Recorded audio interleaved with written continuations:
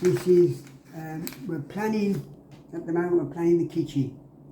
As you can see, it's all over the place, but we're planning the kitchen to get the units from IKEA and make sure that what we want, or what they give us, is what we want. So we're doing a plan. I've got the plan here which we've drawn, and we're now going to decide exactly what we want, make sure it goes in, plan it, work out where the electrics go, work out where the vent goes, make sure we've got the cooker in the right position and the sink units where we've got the drain, and generally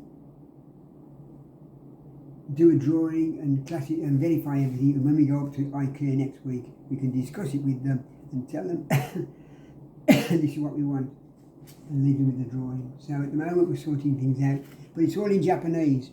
I've got one sheet in English that I'm trying to marry up with what they've got in Japanese, but the numbers don't tell us. So that's where we are at the moment. And so today is going to be sorting this out, sorting out the lights, sorting out the electrics. So that means plenty of chocolate biscuits and cups of tea to keep me going while I do this. That's it. Take care, stay safe, and me and the camera girl.